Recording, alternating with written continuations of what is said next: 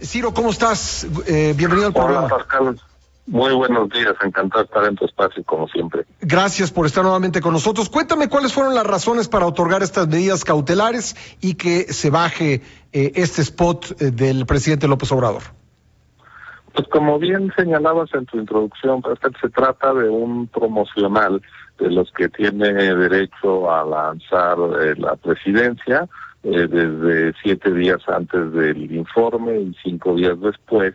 Y sin embargo, el contenido fue lo que en esta ocasión no se ajustó al marco constitucional porque hace referencia en efecto al jefe de la Iglesia Católica y a su texto, uno de su texto fundamental, al Evangelio, apartándose con ello del principio de neutralidad frente a las religiones que implica el Estado laico, mezcla política y religión, Estado-Iglesia, de tal manera que pues esto contraviene distintos artículos de nuestra Carta Magna, y al INE pues le ha tocado ser, digamos, la autoridad que debe de verificar el apego a la Constitución y a la ley de los distintos promocionales del gobierno, porque el artículo 134 les obliga a una conducta pues justamente apegada a derecho, y ese artículo 134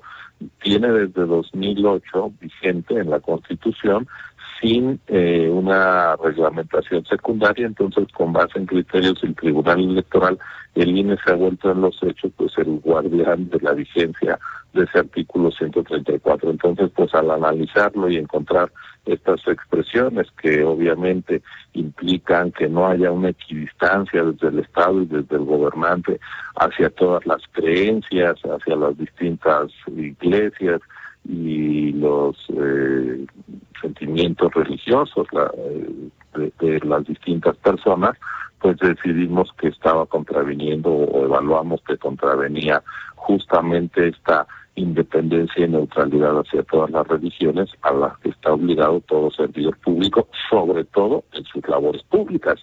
En lo privado se pueden tener las creencias que quiera. Esta libertad religiosa también aplica para los gobernantes, pero en el marco de la difusión de un informe de gobierno, pues esto no tiene que ver con la rendición de cuentas de lo que ha hecho una administración pública, sino que es más una proclama de tinte ideológico religioso, pues que contraviene a la Constitución y no viene al caso. Ahora, ¿qué es lo que pueden hacer específicamente pues el presidente, pero también los gobernadores y los alcaldes con este tipo de spots en los días previos y posteriores a su informe? ¿Qué es lo que debe contener y qué es lo que no puede, para lo que no puede utilizarse este tipo de comunicación, Ciro?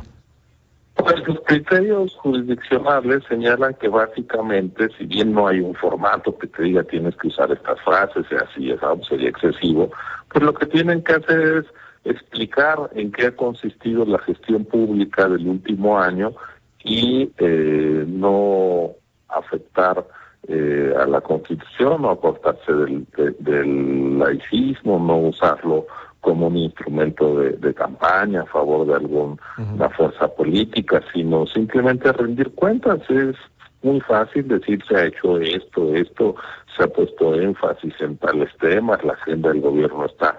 La verdad es que es inagotable la cantidad de cosas que se podrían hacer sin vulnerar el marco constitucional, pero aquí sí el tema del laicismo es claramente afectado por ese informe, ese anuncio del informe donde se habla del Papa Francisco, del Evangelio. Por favor, este país tiene una historia muy larga desde el siglo XIX, en el cual se avanzó, creo yo, hacia un paso civilizatorio, y que además es una condición democrática la separación de iglesia y Estado, de política y religión, en donde no se usa la religión, así sea la mayoritaria, para tratar de fijar posturas. Está expresamente prohibido que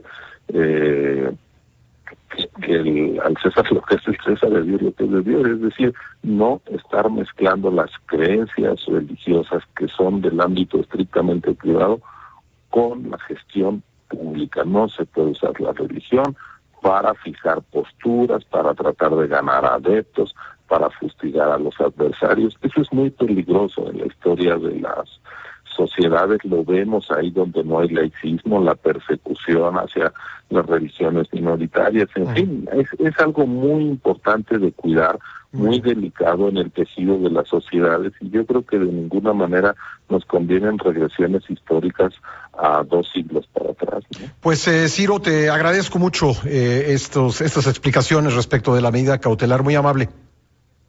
Gracias a ti, Pascal, un gusto como siempre, muy buen día. Gracias, buen día. Ciro Murayama es consejero electoral del INE.